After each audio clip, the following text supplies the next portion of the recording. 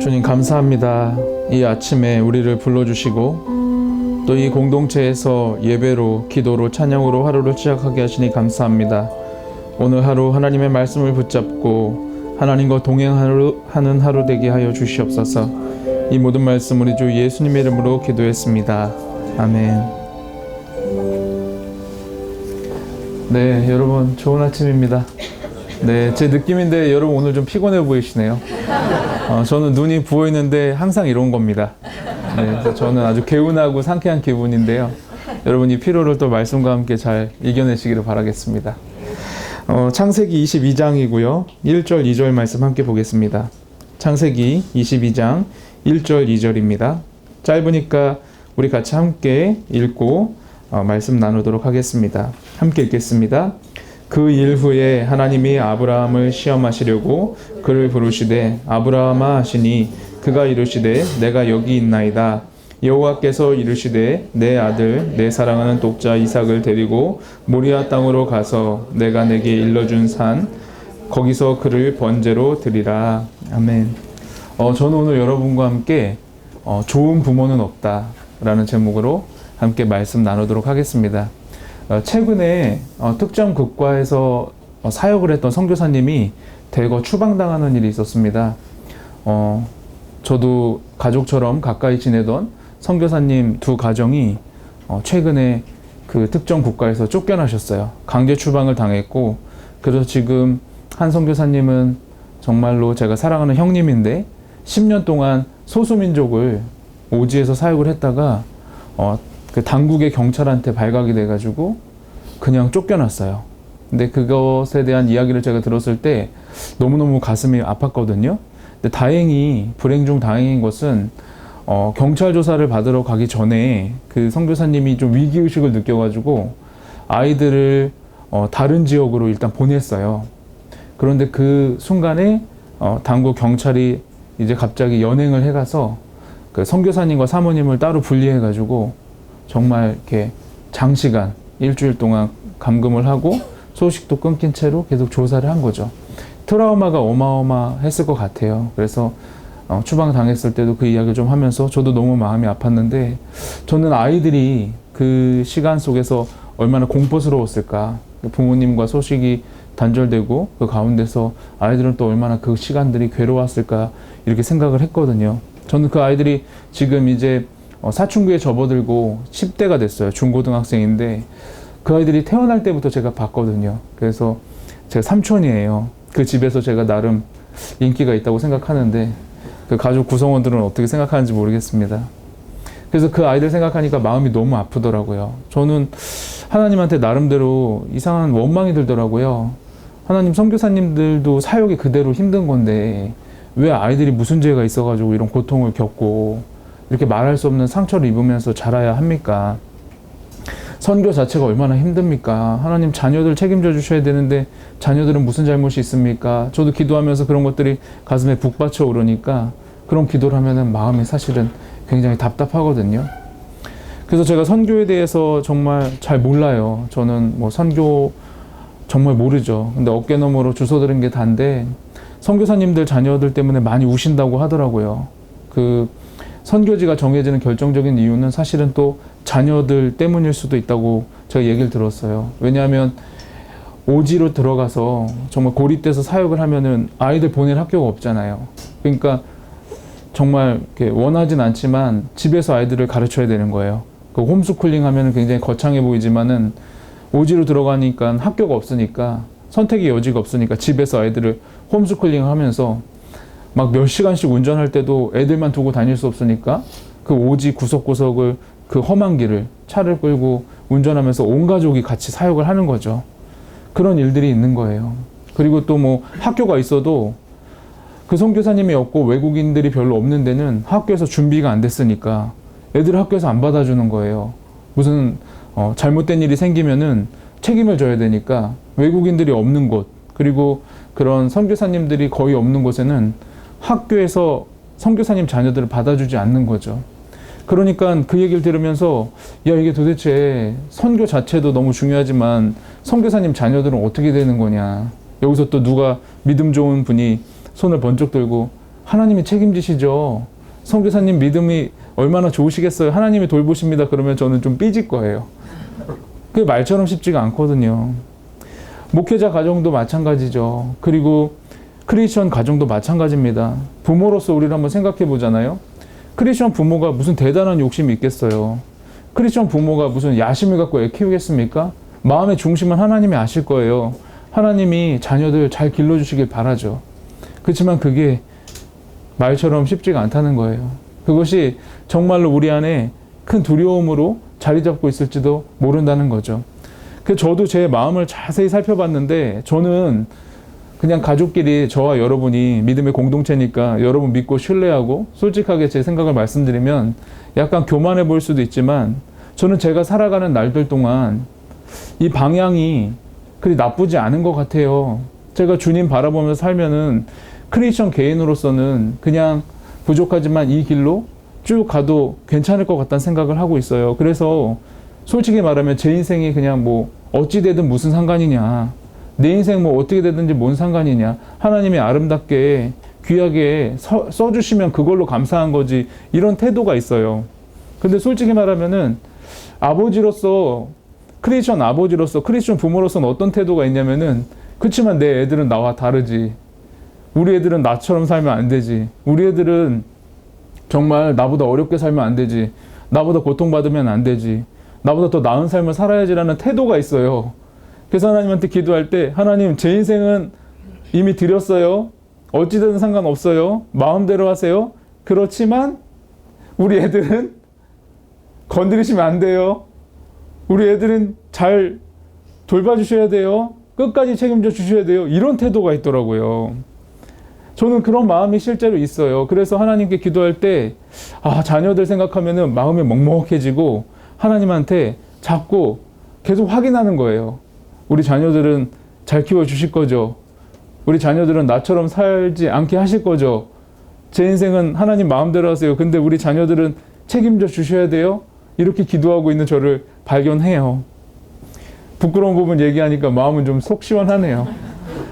저는 우리가 말씀을 들을 때 한번 고민하면서 스스로에게 질문하면서 말씀을 들었으면 좋겠어요.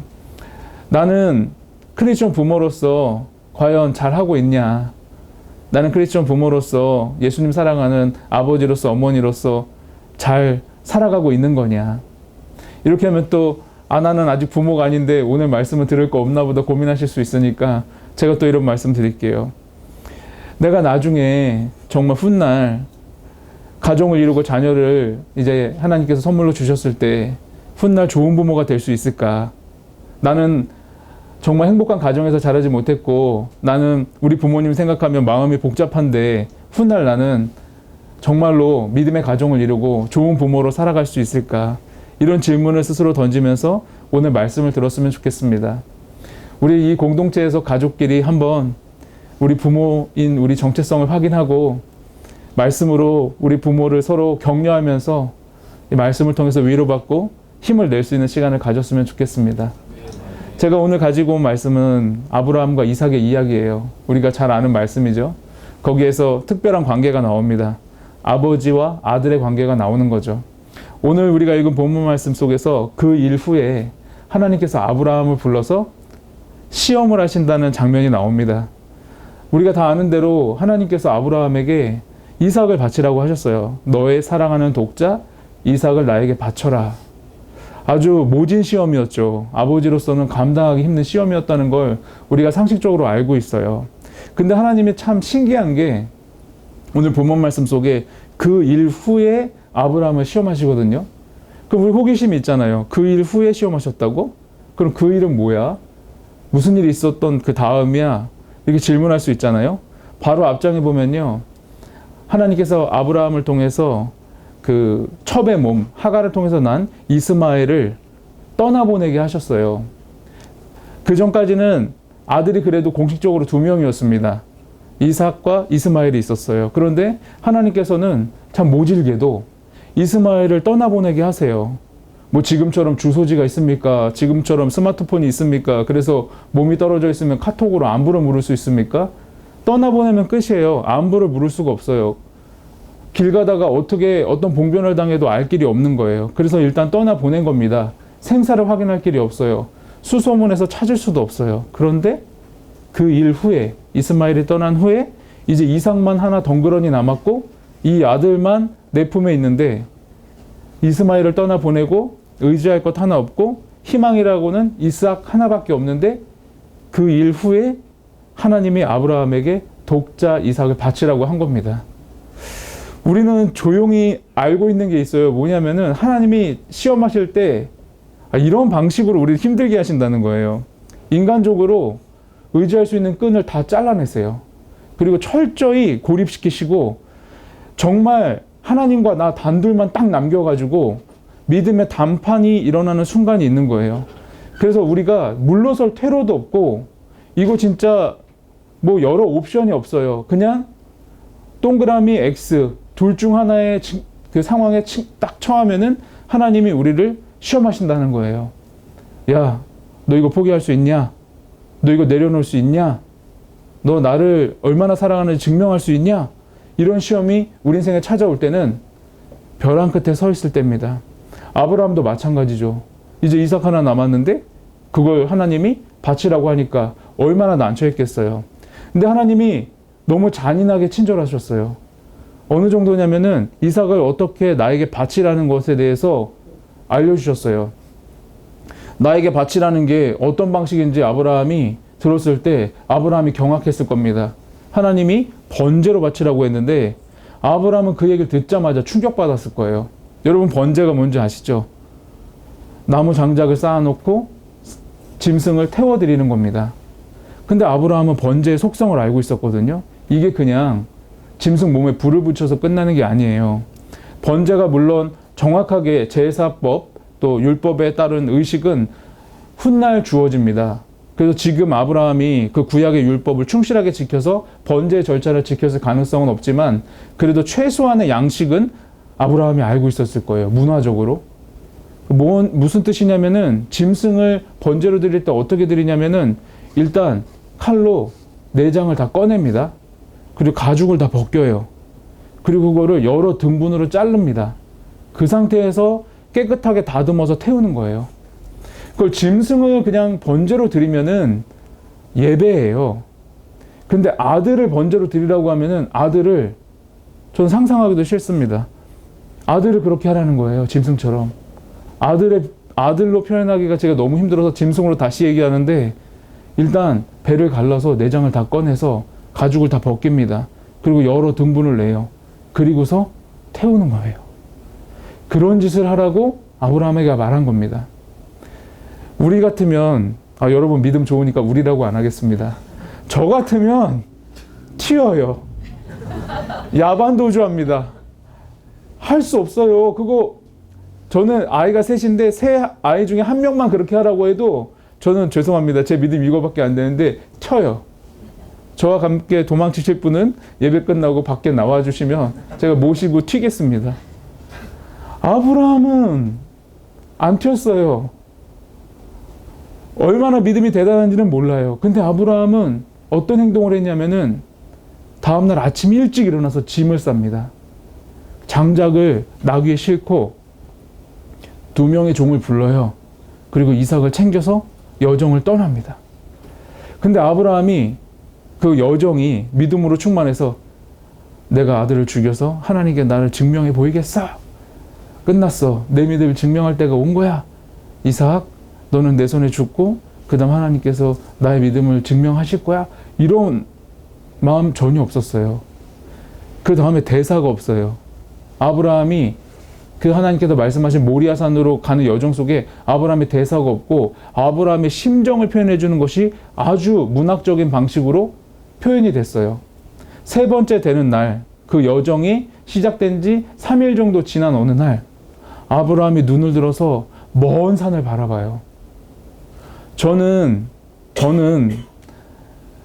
그냥 그 심정을 그냥 우리가 그냥 글로써 읽으니까 문학적으로 이해할 수 있다고 생각하는데 아마 영화의 한 장면으로 치면은 눈물이 두두두두두둑 떨어졌을 거예요. 점점 가까워지는 게 얼마나 두려웠을까요? 거기 도착하면 이제 아들하고 끝이에요. 그런 심정을 가지고 아들을 데리고 말없이 계속 모리아 땅으로 간다. 그 모리아 산에 도착하면 아들은 이제 죽는다. 이 여정이 얼마나 고통스러웠을까요? 부모라면 조금은 느낄 수 있는 그런 마음일 겁니다. 모리아 산에 딱 도착하니까 아브라함하고 이삭하고 따로 이제 산에 오를 준비를 했어요. 그리고 아브라함이 희한한 말을 합니다. 두 종을 향해서 이런 말을 해요. 우리가 가서 예배하고 올 테니까 여기서 기다려라. 저는 여기서 너무 흥미로운 부분이 있는데 아브라함이 우리라는 표현을 썼거든요. 아브라함이 이삭만 데리고 올라가는데 우리라고 얘기를 해요. 아브라함이 뭘 믿었는지는 많은 사람들이 궁금해하고 있습니다. 과연 아브라함은 여기서 왜 우리라고 했을까?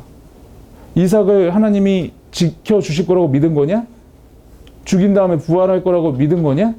그렇게 다 내장이 발라지고 가죽이 벗겨져서 여러 동강난 사람이 불에 타서 흔적도 없어지고 나서 이삭이 다시 눈앞에 존재할 거라고 믿은 거냐? 아니면 그 전에 하나님이 그만! 이거 다 가짜였어. 몰래카메라야. 이렇게 하실 건가?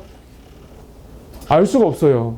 근데 아브라함은 그 안에 그 마음의 중심이 어쨌든 간에 하나님을 향해 있었다는 것을 우리가 알 수 있는 겁니다. 여기서 기다려라. 우리가 예배하고 다시 돌아오겠다. 이제 산을 오르니까 이제 아브라함하고 이삭의 대사가 등장하는 거예요. 아브라함은 말이 없죠. 그 심정은 말이 없어요. 산을 오르는데. 근데 이삭이 눈치가 딱 보니까 묘한 거예요. 평소와 달라요. 아버지하고 제사를 드리러 간 적이 여러 번인데 그날은 그 제단에 번제로 드릴 어린 양이 없는 거예요. 너무 찝찝한 거예요. 그래서 이삭이 물어봅니다. 아, 여기 아버지, 여기 불하고 다 칼도 있고 여기 제사 드릴 재료는 다 있는데 어린 양은 어디 있대요? 그랬더니 아브라함이 아들아, 하나님이 준비하신다. 걱정하지 마라. 이렇게 얘기를 했어요. 그러면 이삭이 너무나 단세포니까 오 할렐루야. 하나님이 어린 양을 우리가 무거우니까 그거 준비시켜줬겠구나. 이렇게 생각을 한 게 아니라 어떤 태도였냐면 그 뒤에 느낌이 눈치챈 거예요. 뭔가 불길한 거예요. 이거 내가 예상했던 것과 달리 지금 상황이 심상치 않은 거죠. 올라갔더니 아버지가 갑자기 눈이 차갑게 변해요. 그래서 갑자기 밧줄로 자기를 묶어 그리고 제단에 놓고 칼로 찌르려고 하는 거예요. 자, 여러분, 여기서 우리가 다시 우리 머릿속에서 재현되고 있는 이미지의 그 보여지는 영상에 멈춤 버튼을 잠깐 눌러볼게요. 저는 있잖아요. 이 본문을 깊이 들여다보기 전에 제 머릿속에 어떤 이미지가 있었냐면 옛날에 이 장면을 영화로 만든 이미지가 있었어요. 그래서 이삭이 꼬마야. 한 대여섯 살 꼬마야. 못 움직여. 그래서 아빠가 묶은데 가만히 있어요. 애가 힘이 없어. 근데 이게 우리 안에 잘못된 이미지입니다. 논리적으로 맞지 않아요. 왜냐하면은 번제로 드릴 나무를 아브라함이 여행 시작할 때 챙겨가요. 그래서 사람이 들 수 있는 무게가 아니니까 나귀에 얹었습니다.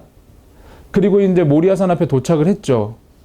그리고 나서 나귀에서 이삭의 등으로 그 장작의 무게를 옮깁니다. 모리아산이 얼마나 험했는지는 모르겠지만은 그 길을 장작을 메고 올라갈 애는 5살 꼬마가 아니에요.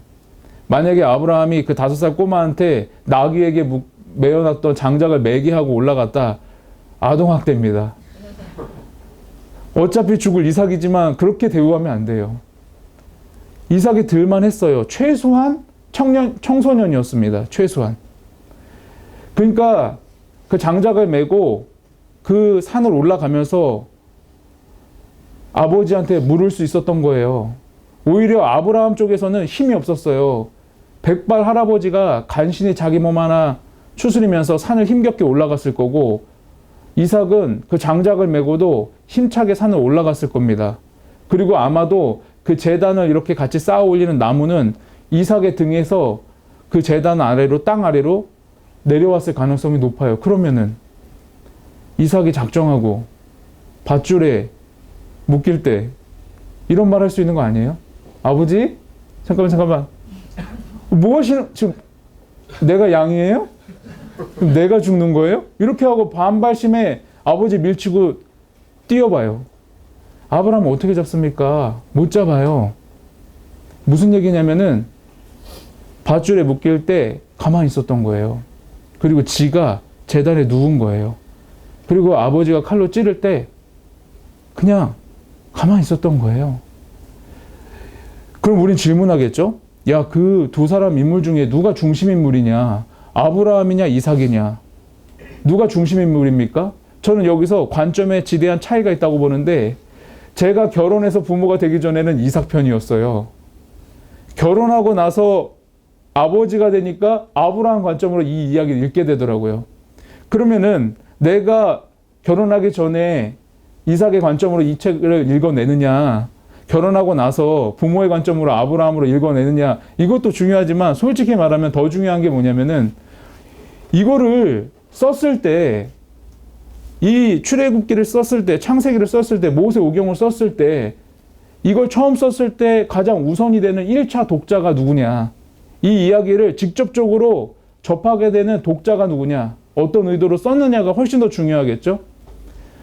이 독자들, 모세오경을 읽는 이 상황 속에서 이스라엘 백성이 어떤 상황이었냐면은, 출애굽을 하고 나서 하나님께서 젖과 꿀이 흐르는 약속의 땅으로 진입하기 직전에 이스라엘 백성들이 오늘의 아브라함과 이삭의 이야기를 읽었을 가능성이 높아요. 정황상. 그럼 어떤 의미가 되냐면은 이스라엘 백성들은 약속의 땅을 눈앞에 두고 이 이야기를 이삭의 관점에서 읽었다는 겁니다. 이삭의 관점에서 읽은 거예요. 왜냐하면은 아브라함이 이삭을 죽일까 말까를 관심을 갖고 읽은 게 아니라 그들은 심장이 떨리는 마음으로 이삭의 삶을 주목한 거예요. 이삭의 관점에서 이삭이 과연 살 것이냐, 살아남을 것이냐, 이삭이 살해돼서 죽을 것이냐. 왜냐하면은 이삭이 죽으면은 이스라엘이 없었어요. 이삭이 살아남았기 때문에 이스라엘이 민족을 이루고 약속의 땅을 눈앞에 두고 있는 겁니다. 그러니까 유대인들은 이삭의 관점으로 이 이야기를 읽은 거예요. 이삭이 살아남았기 때문에 그들이 존재할 수 있었던 겁니다. 이것이 왜 약속의 땅을 눈앞에 둔 이스라엘 백성들에게 소망이 됐냐면, 하나님께서 친히 이삭을 살려주셨기 때문이에요. 하나님께서 이삭을 살리시는 방법이 놀라웠습니다. 아브라함이 칼날을 들었어요. 이삭은 이제 죽습니다. 근데 그 와중에 하나님 말씀하세요. 아브라함아, 아브라함아. 여호와의 사자를 통해서 하나님이 말씀하신 겁니다. 내가 너의 독자를 나에게 내어줄 만큼 나를 사랑하는 걸 확인했다. 그 몸을 상하게 하지 말아라. 아브라함이 절박한 심정으로 먼 산을 바라보듯이 눈을 들어서 어딘가를 바라봤습니다. 그랬더니 하필 지나가다가 운이 나쁜 수량 한 마리가 나무에 걸려 있었어요. 운이 나쁜 게 아니라 하나님 은혜였습니다. 하나님이 미리 준비한 거예요. 하나님이 데려다가 번제로 이삭 대신 드리라고 준비하신 선물이었습니다. 아브라함은 그 수량을 하나님께 바쳐요. 그리고 나서 그 제단의 이름을 여호와 이레라고 합니다. 하나님께서 여호와의 산에서 친히 준비하셨다. 여러분, 이 첫 양은 우리가 잘 아는 대로 예수 그리스도의 희미한 그림자입니다. 이삭을 대신해서 희생하신 예수 그리스도를 보여주는 예고편과 같은 역할을 해요. 그런데 여기서 이 숫 양이 그리스도를 표현하는 것으로 이삭 대신 드려졌다는 것을 우리가 주목하는 과정 속에서 이 숫 양이 이후에 어떠한 이미지로 성경 안에서 나타나는가를 함께 살펴볼 필요도 있어요. 여러분, 우리가 잘 아는 대로 자세히 살피진 않겠지만 출애굽할 당시 10번째 재앙이 장자가 죽는 것이었습니다.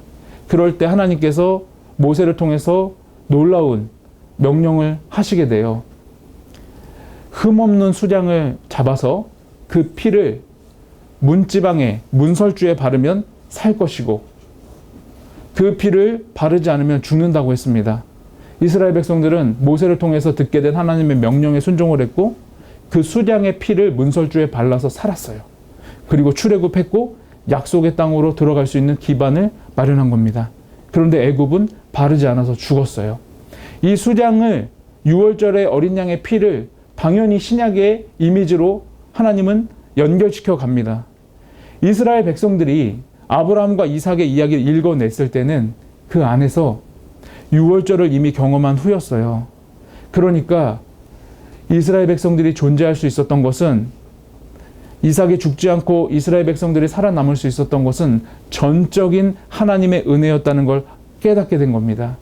그 안에서 어마어마한 감격이 있었던 거예요. 자, 저는 여러분들에게 이 말씀을 우리에게 개인적으로 적용해 볼 것을 한번 제안해 보고 싶은데요. 하나님께서는 위대한 구원의 역사로서 아브라함과 이삭의 이야기를 이스라엘 백성들에게 남겨주셨습니다. 이것은 한 개인의 역사인 동시에 위대한 하나님의 구원의 역사였어요. 그런데 놀라운 것은 아브라함 자신, 이삭 자신은 이것이 하나님의 위대한 구원의 드라마였다는 것을 몰랐다는 겁니다. 이것은 지극히 개인적이고 지극히 협소한 일개 한 가정에서 있었던 일이었어요. 심지어는 같이 갔던 두 명의 종들도 산 위에서 무슨 일이 있었는지 몰랐던 겁니다. 그냥 한 가정 안에서 아버지와 아들 사이에 일어났던 매우 조용한 사건이었어요. 그러나 이것이 하나님의 관점으로 보면 이스라엘 민족의 시작이었고, 이스라엘 민족이 존재할 수 있었던 이유였고, 국가를 이루기 전에 하나님께서 약속하신 젖과 꿀이 흐르는 땅 바로 앞에서 하나님께서 다시 한번 여호와 이레의 하나님을 증명하신 사건이었던 겁니다. 우리는 이것을 지극히 개인적으로 적용할 수 있어요. 여러분, 우리가 하나님 나라의 하나님 백성입니다. 그런데 우리가 이 세상을 살아가면서 가정 안에서 참으로 많은 일들을 겪어요. 여러분, 저는 정장 입고 성경을 진지하게 공부하고 예수님을 정말 사랑하는 목사이지만 집안에서는 추리닝이 있고 저의 실체를 그대로 드러내는 한 명의 가장이고 아버지에 불과합니다. 저는 감히 우리 아이들을 양육하면서 얘들아 잘 들어라. 내가 너희들을 키우는 이것이 하나님 나라와 연결이 되어 있다. 장엄한 구원의 역사가 오늘 바로 너와 나 사이에 일어나고 있다. 누가 그렇게 말하겠습니까? 그냥 하루하루 사는 거예요. 근데 저는 정말로 자신이 없는 거예요. 저는 정말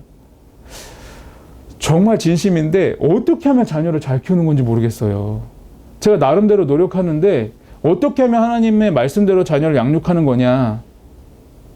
저는 이런 확신은 있거든요. 하나님이 있는 그대로 나를 받아주실 거다. 이거 확신해요, 저는.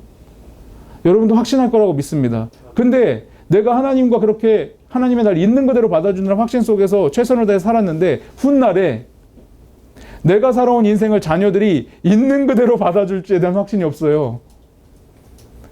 제가 자녀들한테 야, 내가 하나님한테 얼마나 순종하면서 이 녀석아 하나님만 바라보면서 너희들 키웠거늘 니네들이 어떻게 나한테 이렇게 뒤통수를 칠 수 있냐?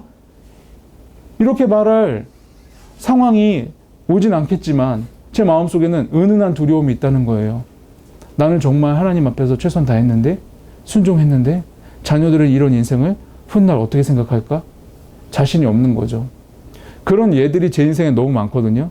제가 이제 김유비닷컴 시작한 지 1년 6개월 지났는데, 그리고 나서 혁신적으로 변화된 제 가정의 그 변화가 있는데 저녁이 있는 삶이 시작이 된 거예요. 근데 저녁이 있는 삶을 주 3일을 제가 해보려고 노력을 하는데 문제가 있어요. 심각한 문제. 저녁이 있는 삶을 시작했고 가족하고 저녁에 같이는 있는데 몸 따로 마음 따로예요. 그래서 우리 애들이랑 저희 아내가 저한테 별명을 붙여줬는데 가까이 하기엔 너무 먼 당신이에요. 몸은 같이 있는데 얘가 딴 데 있어. 근데 저도 이상하죠? 같이 있는데 뭔가 이게 섞이지 않는 것 같은 거예요. 1년 동안 그러더라고요. 근데 1년 지나고 나서 제가 아이들하고 같이 있으면서 뭔가 자연스러운, 뭔가 편안한 걸 저 스스로 좀 느끼게 됐어요. 그러기까지 1년 걸린 거예요. 제가 목회할 때는 저녁에 집에 왜 있어요? 정말 때가 임박했고 추수할 곡식이 많은데 제가 집에서 한가롭게 가족들하고 저녁 먹을 시간이 어디 있어요? 근데 참 아내한테 감사한 게 아내가 그때 지혜롭게 해줬어요.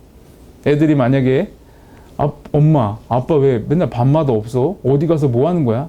그때 아내가 야, 나도 모르겠다. 니네 아버지 어디 가서 뭐 하는지 내가 어떻게 아냐? 네가 한번 들어오면 뭐 하냐고 물어봐라. 어디서 뭐 하고 자빠졌는지 한번 네가 물어봐라. 이러면은 아빠가 어디 가서 뭐 하는지 엄마도 모르는구나. 뭐 하고 자빠졌겠지. 이렇게 얘기하면은 풍비박산 나는 거예요. 근데 아내가 지혜로운 게 아내는 스스로 짜증났을지 모르겠는데 아빠는 하나님 말씀 전하고 계시고 상처 입은 사람들 상담하고 계셔. 이렇게 얘기해 주니까 애들이 뭘 알아요. 아, 아빠가 좋은 일 하는구나. 이렇게 아는 거죠. 같이 섞여도 제가 아내 덕분에 근근히 제 이미지 관리는 했지만은 뭐 같이 섞여서 너무 힘든 거예요. 그리고 또 애들은 또 뭐가 이렇게 가늠할 수 없이 셋이 왜 이렇게 서로 다른 거예요? 그래서 너무 당황하는 게 너무 달라요. 다 같은 부모에서 자랐는데 애들이 셋이 너무 달라. 막내 같은 경우는 야무져요. 아주 너무 야무지는데 어느 날 막 언니 오빠를 막 이겨먹으려고 해요. 언니 오빠가 너무 화가 나. 근데 또 착해서 때리진 않고 스트레스 받아서 죽으려고 하는데 부모가 보니까는 얄밉잖아요. 제가 막내한테 야, 너 왜 이렇게 언니 오빠한테 시비를 걸어? 너 좀 기분 나쁘게 하지 말고 좀 조용히 좀 있어. 그러면 막내가 눈 똑바로 뜨고 말해요. 나도 스트레스 많거든. 나 어린이집에서 화 안 내는 사람이야. 나 어린이집에서 다 참아. 나 어린이집에서 진짜 착한 사람이야. 내가 얼마나 스트레스 받는지 알겠지. 이러는 거예요. 그래서 제가 야, 너 어린이집 가서 화를 내. 왜 아무 잘못도 없는 우리 가족한테 화를 내는 거야? 나 계속 착하고 싶거든. 나 되게 스트레스 받아. 그래서 알지? 막 이렇게 해요. 너무 당황스럽죠. 그래서 걔 막내 별명이 우리 집에서 김유비예요. 외모도 비슷하고 성격도 비슷하다고. 제가 예수님 만나기 전에 성격이라고 생각하시면 될 것 같습니다. 이전 것은 다 지나갔겠죠. 막내도 야무져요. 또 둘째도 둘째 나름대로 완전히 다른데 둘째는 뭔가 묘한 게 있는데 저하고 굉장히 친한 친구 같은 느낌이 들어요. 그래서 부작용도 좀 있긴 한데 둘째한테 제가 한번 물어봤어요. 야, 너는 엄마가 좋냐 아빠가 좋냐? 그럼 또 컸잖아요. 아, 유치하게 뭐 그런 걸 물어봐. 아니, 그러면 알았어. 그러면은 둘 다 좋다고 치고 엄마는 뭐가 좋고 아빠는 뭐가 좋아? 한 10살 때 가만히 생각하다가 이렇게 말하더라고요. 아, 엄마는 장점이 뭐냐면은 정신이 바짝 들게 해줘. 나를 예의 바르게 해주잖아. 그럼 아빠는 장점이 뭐야? 아, 아빠 장점은 착해. 그냥 김유비야. 막 치유가 되는 거예요. 야, 얘 뭐가 알고 있구나. 그래서 둘째가 무슨 눈치가 있냐면은 식당 가서 맛있는 거 사주잖아요. 그럼 밥 먹다가 첫째하고 막내는 자기 처먹는데 바빠요. 근데 둘째는 먹다가 딱 멈추더니 저한테 사랑스러운 눈빛을 딱 해요. 물어봐요. 아빠 어릴 때 이런 거 먹어봤어? 그럼 제가 무슨 말이야? 아빠 어릴 때 되게 힘들게 컸다며. 근데 이런 거 먹어봤어? 그럼 제가 아유, 먹어, 빨리 먹어. 그럼 제가 그 둘째가 딱 그래요. 아빠 많이 먹어? 이거 많이 먹어 이래요. 그럼 전 속으로 내가 돈 낸다. 내가 돈 내는데 왜 네가 생색을 내냐. 이렇게 하죠. 그렇게 잘해주다가 제가 한번 야, 너 왜 그래? 이렇게 한번 혼내잖아요. 그러면 평소에 제가 혼내고 그러면은 그냥 또 아빠가 뭐라 하나 보다 하는데 가끔 그러니까 갑자기 딸이 네가 나한테 어떻게 이럴 수가 있어? 이런 표정이에요. 그러더니 저한테 안 무서워. 안 무서워. 어차피 안 혼나. 막 이래요. 그럼 제가 너무 당황해서 어떻게 해야 돼 이거? 아니 이거 도대체 어떻게 나 무섭다. 나 화낸다. 막 이러면 딸은 어차피 안 무서워. 어차피 화내도 바로 사과해. 막 이래요. 그럼 제가 이거 어떻게 키워야 되냐 답답하다. 이제 첫째가 제일 크니까 또 아들이니까 뭔가 묵직하잖아요. 근데 첫째가 이제 어느 수준이 되니까 야, 이거 우리가 양육 방식을 빠르게 이 아이가 성장하는 거에 따라서 성장 속도에 따라서 이게 빠르게 대처를 안 하면은 이게 안 되겠구나 이런 시점이 온 거예요. 그래서 어느 날 집에 갔더니 아내가 너무 힘들어해요. 저한테 얘기 좀 하자고 하더니 이렇게 커피를 막 타주면서 앉아서 얘기를 하는데 아들 키우기가 너무 힘들다는 거예요. 그래서 어떻게 해야 될지 모르겠다고 딱 해요. 저는 또 공식적으로 요청을 받았잖아요. 제 아내가 커피까지 타주고. 근데 저는 또 아는 지식을 다 풀었죠. 뭐 이렇게 해서 어떻게 저렇게 하고 이렇게 하고 했더니 30분 지나니까 아내가 울더라고요. 그래서 뭐라고 하냐면 여보, 난 조언이 필요하지 않았어. 당신의 도움이 필요했다고. 너무 창피해요. 야, 또 얼마나 또 말은 잘해요. 막 30분 동안 막 떠들었죠. 아는 지식을. 아내가 딱 그러니까 너무 창피하고 큰일 났어요. 그래서 아내한테 야, 미안해. 내가 눈치가 진짜 없다. 그래서 제가 회개하고 정신 똑바로 차리고 아내하고 계속 대화하면서 제가 할 수 있는 것들을 찾아서 같이 했어요. 그래서 진짜 솔직히 말하면은 제가 목회할 때는 몰랐는데 저녁 있는 삶을 딱 지내니까 아들을 대하는데 어떤 마음이냐면 장난을 칠 때 약간 긴장돼요. 왜냐면은 삐져. 근데 딸들 둘은 자기네가 먼저 와서 장난을 쳐요. 근데 아들은 이렇게 하면 삐지겠지? 그러니까 막 예민하니까 조심스러운 거예요. 그런 게 있었어요. 근데 그런 이야기를 하면서 어떻게 하면 또 이 아이를 잘 양육할 수 있을까 아내하고 기도하면서 고민하면서 할 수 있는 것들을 찾아서 막 해봤죠. 근데 희한하게 조금씩 제가 뭔가 편해지는 거예요. 그래서 그런 긴장이 조금씩 사라지더라고요. 그러던 어느 날 이제 아내하고 야 우리 책도 좀 읽고 같이 공부도 좀 하고 하자 해서 제가 인터넷으로 이제 아내 읽으라고 몇 권의 책을 주문했거든요. 근데 하필이면은 그걸 아들이 뜯었어. 그 제목이 내 아들 어쩌고 저쩌고 막 이런 책들이니까 아들이 신기했나 봐요. 그 어느 날 제가 퇴근하고 집에 딱 갔더니 애가 소파에 누워가지고 그걸 읽고 있어요. 그래서 제가 딱 들어가니까 아빠 다녀오셨어요? 와 근데 아빠 이 책 왜 이렇게 재밌어? 이거 아들 이렇게 키우는 거구나 막 이래요. 그럼 제가 너무 화가 나가지고 야 그거 네가 왜 읽어? 그거 우리 영업 비밀이야. 네가 읽으면 우리가 어떡하냐 그랬더니 와 내가 사춘기인가 봐 그치? 야 이거 기가 막히네. 나중에는 우리가 뭐라고 하면은 책에는 그렇게 안 돼 있지 않았어? 막 이래요. 너무 답답한 거예요. 아들 키우고 하면서 제가 얼마나 많이 깨닫고 변화되는지 모르는데 지금도 저는 이런 마음이 있어요. 자녀들 잘 키웁니까? 좋은 부모입니까? 야 진짜 기가 막힌 게 댓글을 못 다는 거예요. 부부가 정말 치고받고 싸우다가 치유돼서 살만하니까 두 분은 좋은 부부입니까? 그건 제가 겸손하게 뭐 쑥스럽습니다 이러지만 속으로는 우리 정말 이젠 좀 대화도 잘 되고 우리 행복한데요 이렇게 좀 답변한 교만함이 생겼는데 당신은 좋은 부모입니까? 그러면은 이게 어떻게 대답해야 될까요? 이러고 있는 거예요 저는. 근데 제가 좋은 부모 정말로 좋은 부모 이런 생각하면 제가 희망이 하나도 없는 느낌인데 제가 기도하면서 하나님께 간구하고 있는 모습을 발견했는데 저는 조금씩 시간이 흐르면서 깨닫게 된 진실을 여러분들하고 공유하고 싶은데요. 저는 은은하게 이런 생각을 하고 있는 것 같아요. 우리 자녀의 미래가 나와 자녀들과의 관계에 달려있지 않다. 우리 자녀들의 미래가, 우리 자녀들의 인생이 나와 하나님과의 조용한 관계에 달려있다. 세상에 좋은 부모가 어디 있습니까? 저는 좋은 부모는 저는 죄송하지만 글러 먹었어요. 쉽지가 않아요, 저는. 그 방법 자체를 모르겠어요, 사실은. 그렇지만 제가 소망하는 거는 주님을 사랑하는 부모가 됐으면 하는 바람이 제 안에 있는 겁니다. 내가 주님 사랑하면, 내가 주님 의지하면 주님께서 내 자녀 잘 길러주시겠지. 여러분 이것이 보상 심리가 아니에요. 이것은 내가 그냥 하나님 앞에 나가는 진실된 마음입니다. 그러나 저는 소망하는 것이 내가 믿음으로 가장으로서 예수 그리스도의 보혈의 피를 그 유월절 어린 양의 피를 내 가정에 매일매일 기도하는 마음으로 하나님 의지하는 마음으로 가정의 유월절 어린 양의 피 가정의 문설주의 유월절 어린 양의 피를 믿음으로 제가 칠하는 겁니다. 그럼 하나님이 보호해 주시겠죠. 주님의 약속이니까.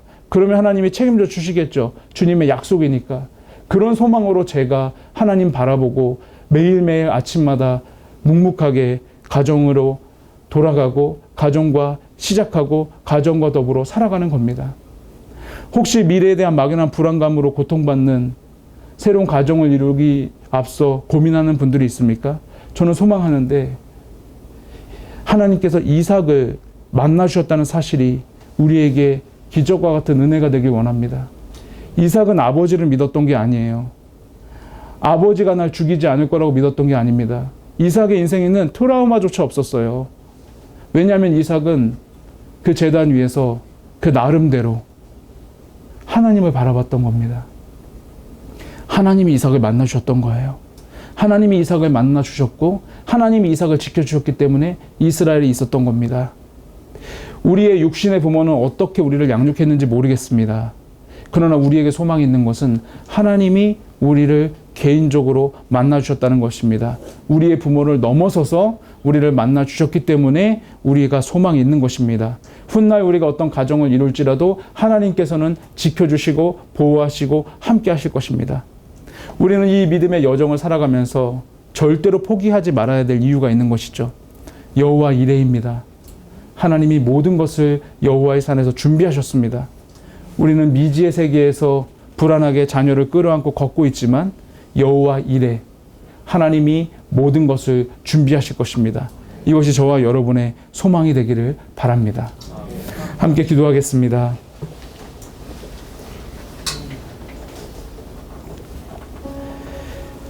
하나님, 내 인생을 주님께 드렸고 내 인생 어찌 돼도 상관없다는 마음으로 오늘을 살아가고 있습니다. 하지만 내 자녀들 생각하면은 그 말이 쉽게 나오지 않습니다. 나 때문에, 내가 이러한 길을 걷기 때문에, 내가 이러한 실수를 저질렀기 때문에, 내가 돌이킬 수 없는 상처를 줬기 때문에, 내가 원가족이 상처받았기 때문에 내 아이들을 생각할 때 마음이 무너지는 날들이 있습니다. 정말 성실하게 사랑하며 키우지만 누가 우리 아이들의 밝은 미래를 보장할 수 있겠습니까? 주님, 우리가 겸손하게 주님 앞에 엎드립니다. 좋은 부모가 될 수 없음을 먼저 고백합니다. 그러나 주님, 우리가 주님을 사랑하면 안 되겠습니까? 주님을 사랑하며 나아가는 인생 여정 속에서 하나님이 우리 대신 우리 자녀를 만나주면 안 되겠습니까? 우리가 믿음으로 고백합니다. 하나님, 내 자녀들이 내 말은 거역하더라도 하나님 말씀 앞에 엎드리는 자녀로 길러주십시오. 하나님, 내 자녀들이 나를 사랑하지 않더라도 예수 그리스도를 사랑하는 자녀들로 키워주시옵소서. 주님이 소망을 가지고 우리가 나아갑니다. 우리 가정에 6월절 예수 그리스도의 어린 양의 피를 믿음으로 칠합니다. 그 어린 양의 피로써 하나님이 나의 가정, 우리의 가정을 보호하심으로써 하나님 나라를 연결하시며 하나님 나라를 이루어 가실 줄로 믿습니다. 이 마음으로 우리 짧게 우리 자녀들을 떠올리면서 우리의 부모를 떠올리면서 믿음으로 축복하며 기도하며 나아가도록 하겠습니다. 기도하시겠습니다. 하나님, 이 시간 간절히 기도합니다. 우리의 자녀들을 돌보시옵소서. 우리가 사랑하는 자녀들 하나님이 돌봐 주시고 믿음으로 양육하여 주시고 하나님께서 내가 하지 못하는 모든 것들을 이루어 주시옵소서. 먼저 우리 자녀들을 만나 주시고 하나님이 길러 주시고 하나님이 책임져 주시옵소서. 하나님이 이끌어 주시옵소서. 우리가 어찌 내세울 게 있습니까? 우리가 어떻게 보증하고 약속할 수 있는 것이 있겠습니까? 하나님이 길러 주시고 하나님이 책임져 주시옵소서. 하나님이 도와주시옵소서. 하나님께서 이 과정 속에서 우리가 고백하는 것은 나의 믿음으로 내가 그리스도를 인정하고 나의 믿음으로 그리스도를 고백하고 우리 가정을 하나님 앞에 올려드릴 때 하나님이 우리 가정 가운데 임하여 주셔서 모든 죽음으로부터 구원하여 주시고 영원한 생명을 약속하여 주시고 하나님 모든 압제에서 해방시켜 주시옵소서. 하나님이 함께하여 주시고 하나님이 인도하여 주시고 하나님이 책임져 주셔서 하나님 붙들어 주셔서 우리 아이들 대신 길러주시고 우리 아이들 하나님 말씀에 순종하게 하시고 우리 아이들 하나님의 말씀으로 치유되게 하시며 예수 그리스도를 사랑하는 자녀들 되게 하여 주시옵소서. 하나님, 앞날이 두려운 하나님의 자녀들이 있습니까? 새로운 가정을 이룰 때 상처로 억눌리고 앞이 막힌 하나님의 자녀들이 있습니까? 하나님, 이삭이 하나님을 바라본 것처럼 그 안에 트라우마가 아니라 은혜의 간증이 넘쳐났던 것처럼 상처 가운데 만나주셔서 그 상처를 치유하시고 그 안에 새로운 가정에 대한 믿음을 더하여 주시옵소서. 그 안에 새로운 출발이 일어나게 하시고 하나님의 놀라운 능력으로 치유케 하시며 하나님 당당하게 훗날에 하나님 아름다운 믿음의 가정을 이룰 수 있도록 하나님 도와주시옵소서. 그 마음 어찌 누가 알겠습니까? 아무도 이해할 수 없고 아무도 공감할 수 없는 그 마음 하나님이 위로하여 주시고 하나님이 함께하여 주셔서 믿음의 가정을 이루고 하나님 나라를 이루어가는 놀라운 하나님의 은혜의 역사가 나타나게 하여 주시옵소서. 하나님이 아십니다. 하나님이 책임져 주십니다. 하나님, 부모의 이름으로 이 세상을 살아가는 우리를 위로하여 주시고, 하나님께서 우리의 작고 초라한 믿음을 통해서 우리 가정을 지켜주시고 보호하여 주시옵소서. 이 아이들, 우리가 기도하는 이 아이들 하나님 직접 만나주시고 직접 키워주시옵소서. 내가 보는 것이 적고 아는 것이 적어서 보여주고 알려줄 것이 없지만은 그 아이들이 눈을 들어 하나님을 바라볼 때 온 세상이 보이게 하시고 하나님의 손가락이 보이게 하시고 하나님께서 이끌어 주셔서 하나님이 인도하여 주셔서 하나님의 자녀로서 하나님의 은혜로서 정말 이 세상에 당당하게 한 명의 그리스도인으로서 하나님 나라의 일원으로서 당당하게 자신의 인생을 살아갈 수 있도록 하나님 우리 아이들 길러 주시옵소서. 두려움으로, 걱정으로, 자신 안의 상처로 내가 훗날 좋은 부모가 될 수 있을까 두려워하는 하나님의 자녀가 있다면 하나님 그 마음 치료하여 주시고 하나님께서 보호하여 주셔서 그 가운데 하나님의 살아계심의 소망이 나타나게 하여 주시옵소서. 이 모든 말씀 우리 주 예수님의 이름으로 기도했습니다.